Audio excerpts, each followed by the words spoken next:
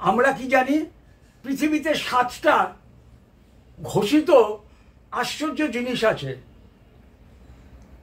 যেরকম একটা হলো ব্যাবিলনের ঝুলন্ত উদ্যান, চীনের প্রাচীর, আর আমাদের ভারতের 7ম আশ্চর্য বলে যেটা আছে সেটা তেজমহল।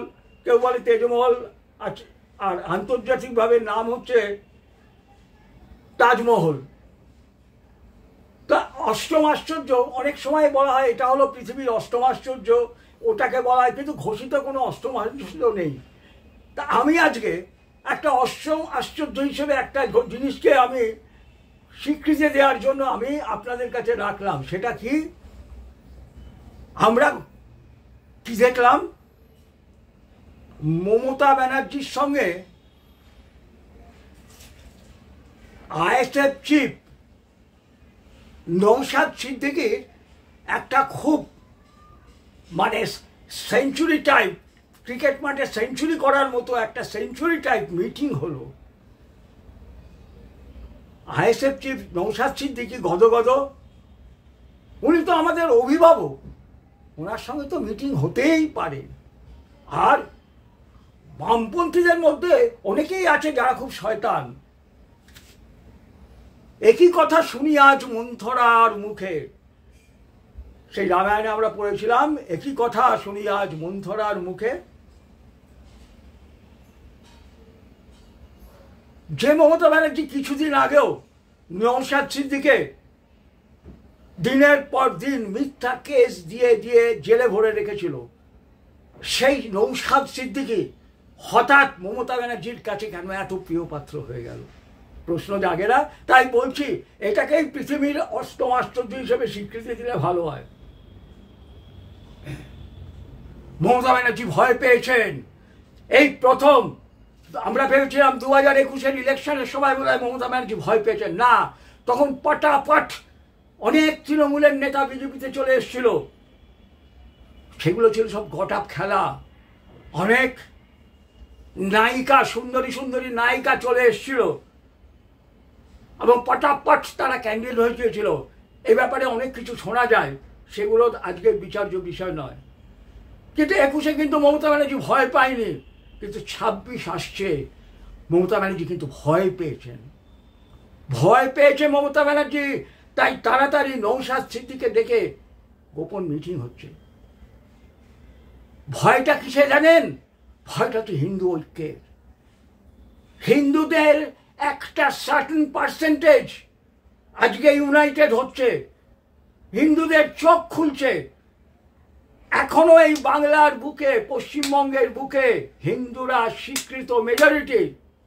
বাংলাদেশের হিন্দুদের চোখগুলো যদি এত বড় বড় হয়ে যায় ওই গাড়ির হেডলাইটের মতো, তাহলেও কিছু হবে না। কিন্তু বাংলার হিন্দুদের যদি এখনো চোখ খোলে, তাহলে মমতা ব্যানার্জির বিপদ আছে। কেন? এখনো মোটামুটি 65 to 70% হচ্ছে বাংলার এই বোকা বাঙালি হিন্দুরা। এই বাঙালি হিন্দু আজকে একত্রিত হওয়ার চেষ্টা করছে এবং একতার চেতনা জাগছে। একতাই আমাদের রক্ষা, আর একতা না হলেই আমাদের বিনষ্ট, আমাদের বিলুপ্তি। বাংলাদেশে, বিশেষ করে বাংলাদেশের এই ঘটনা, আর চারিদিকে যে হিন্দুত্বের যে জাগরণ এবং ঐক্যের ডাক দেওয়া হয়েছে, এক रहेंगे তো সেফ रहेंगे,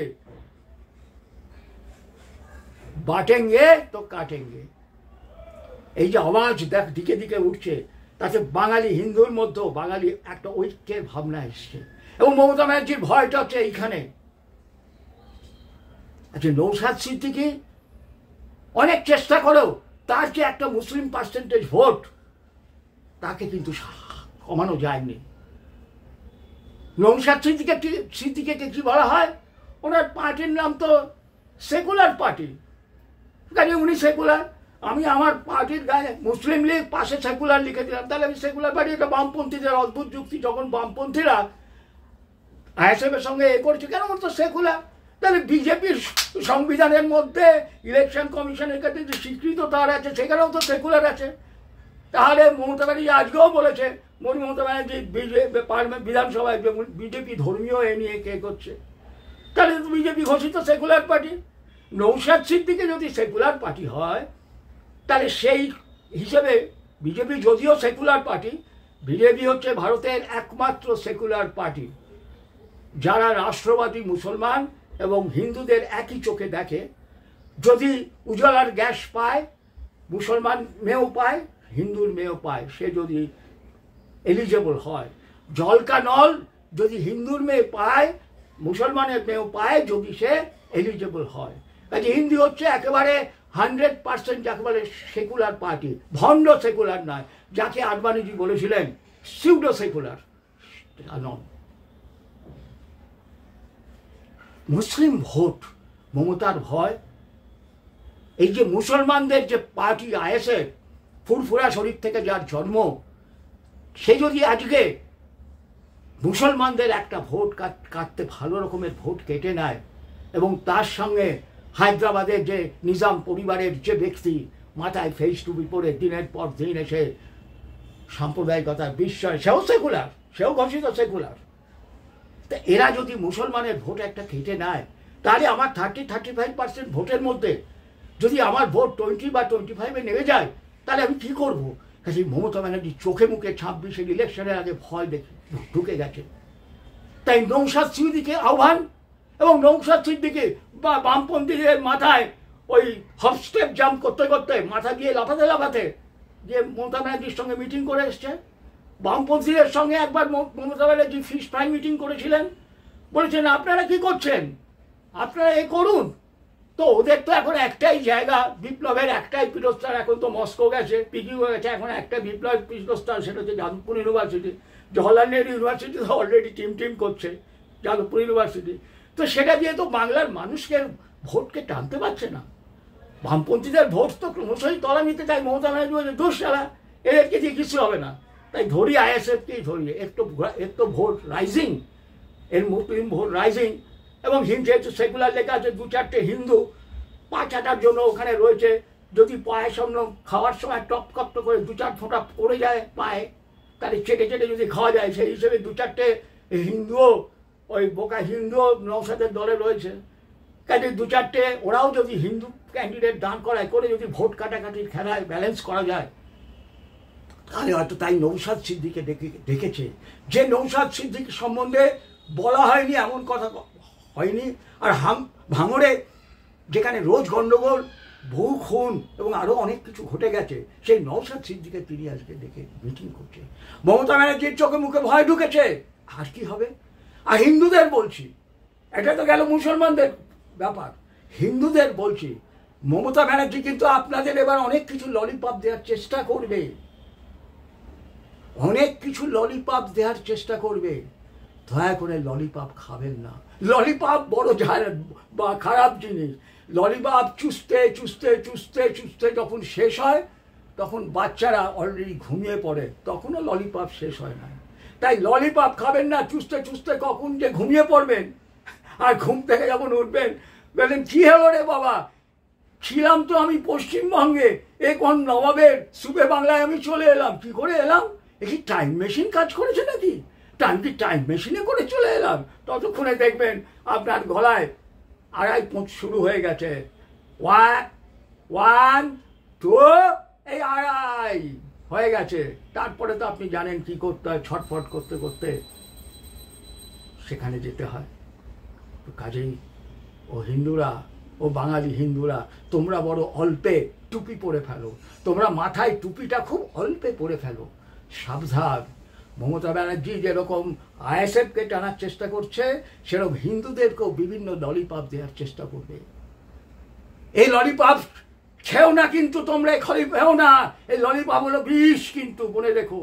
ওই যেরকম হাসিনার মোহে থেকে হিন্দুরা বাংলাদেশের মধ্যে হোমল্যান্ড দাবি না করে, হাসিনাই আমাদের বাঁচাবে, হাসিনাই আমাদের মা, আমাদের পিতা, সব কিছু করতে করতে যখন হাসিনা ব্যালেন্স করতে করতে করতে করতে নিজে আনব্যালেন্সড হয়ে পালিয়ে এসে ভারতে আশ্রয় নিল, তখন হিন্দুরা দেখলো আরে এ কী হলো। তাই চিন্ময় প্রভু জাগার চেষ্টা করেছিলেন, কিন্তু তাকে ঢুকিয়ে দিল। এখন বাংলাদেশে হিন্দুদের একটাই রাস্তা, যদি কোনো রকমে এপারে পালিয়ে আসতে পারি। তো সেই রকম বলছি, এও ভাই এপারের হিন্দুরা, ওই ভাই এপারের বাঙালিরা, সাবধান, সাধু সাবধান। রামকৃষ্ণ যখন রাত্রি 3টের সময় উঠে ওই দক্ষিণেশ্বরের ওই বাগানের মধ্যে দিয়ে যেতেন, তখন চিৎকার করতেন, সাধু সাবধান, তোমরা সন্ন্যাসীরা, তোমরা যেন কোনো রকম এতে না পদস্খলন যাতে না ঘটে, তাই চিৎকার করতেন, সাধু সাবধান। সেরকম আমি বলছি, ও হিন্দু, সাধু সাবধান। তা না হলে কিন্তু পপাত ধরণী পৃষ্ঠে হা চলো কে হা চলো হয়ে যাবে, কিন্তু পপাত ধরণী পৃষ্ঠে পা পিছলে আলুর দম হয়ে যাবে, কিন্তু মনে রেখো আলুর দম হয়ে যাবে। মমতা ব্যানার্জি ভয় পেয়েছে, মমতা ব্যানার্জি আইএসএফ চিফের সঙ্গে মিটিং করছে, জানি না আগামী দিনে বামপন্থীদের সঙ্গেও গোপন মিটিং হবে কিনা। হিন্দু ভোটকে ডিভাইড করতেই হবে, হিন্দু ভোটকে ডিভাইডেড করতে হবে। তাই বিজেপিকে বলছি, আপনাদের সামনে কিন্তু সত্যিকারের সুযোগ এসছে। এইবার 26 কিন্তু আপনাদের শেষ সুযোগ, 26 হচ্ছে আপনাদের শেষ সুযোগ। আপনাদের সংগঠনকে ঠিক করুন। আপনাদের সংগঠনের যে স্ট্রাকচার পুরোপুরি আনসাইন্টিফিক বলে রাখছি, আনসাইন্টিফিক।